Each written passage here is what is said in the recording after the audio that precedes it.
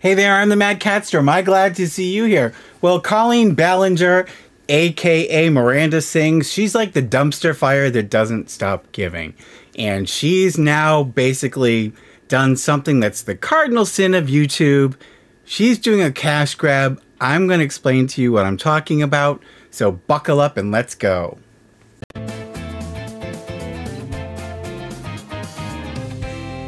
So I'm here with Sybil the Enforcer. Sybil's mouth is bothering her, so I think we're going to have to go back to the vet tomorrow.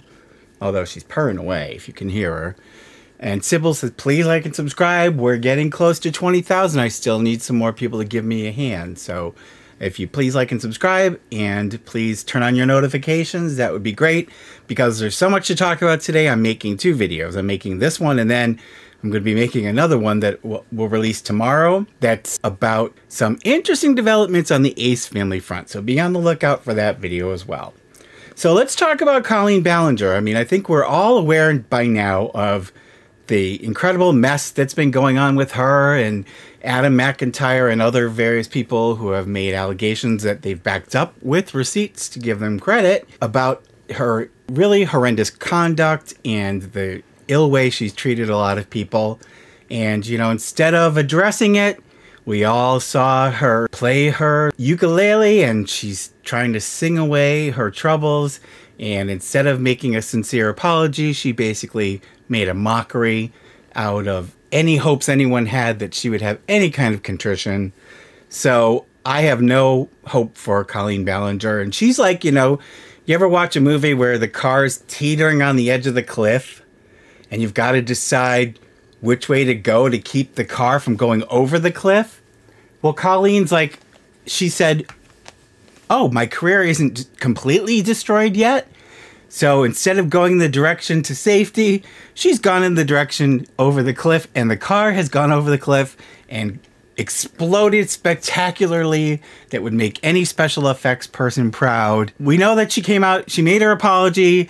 Then some stuff came out about Trisha Paytas and how Colleen had sent like inappropriate video and photos of Trisha to some of her young fans, and had also mocked Trisha and made basically done body shaming against Trisha. And so one of Colleen's proteges had made public some of the stuff that she had shared, that Colleen had shared. Now, Trisha's no saint, but you know, there are lines that get drawn, people. And so understandably, Trisha was very upset.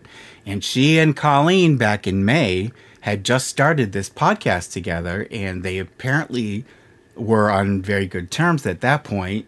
Amelie is here. Amelie, for some reason, she's wanting to be near me today. I'm kind of worried about what that means. But anyways, so Trisha, of course, was very upset. And she, you can see here, she went public with saying how, you know, she did not condone anything that Colleen's done and basically distancing herself. And of course, the podcast is now history. And this is now the second time Trisha's had to end a podcast, or intentionally or not. It's a mess. But it got even worse because look at her. She's so funny. It got even worse because H3H3 and Ethan Klein, they did a little story about Colleen Ballinger's apology. And, you know, of course, they did some commentary on the video that Colleen had put up. And then Colleen went and registered that song online with a service. And now she's filed a copyright claim against H3. And basically, if you don't know what that means is it's not a copyright strike. A copyright claim entitles Colleen to take all of the revenue that video that H3 put up made. And I'm sure with the numbers of views and followers they have, that was quite a bit of money. Now, it's not right, people, and we've talked about this so many times. You know, it's totally unethical what she's done.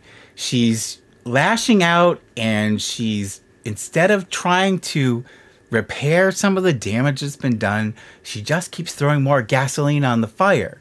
We all know what fair use is, people. Just because somebody uses some of your material, if they're not putting it out there just plain and outright If they're using it, incorporating it into a video, if they're doing commentary on it, or they're changing it in some way, that's fair use.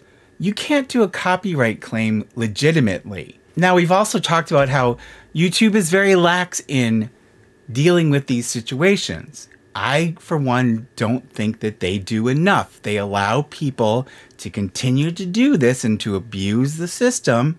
We see it time and time again. It gets talked about throughout the year about people who this has happened to. And YouTube basically sits on its hands and lets the situation work itself out. Well, that's not right. You know, in order to do a copyright claim, there should be some kind of a review process. You shouldn't just be able to do it and YouTube says, oh, yep, we'll take your word for it. Here's all their money. It's not right, you know? And of course you can appeal it and you could do all it, but before it gets to that point, there should be a review process. It shouldn't have to happen. And then you have to then fight it tooth and nail to get it corrected.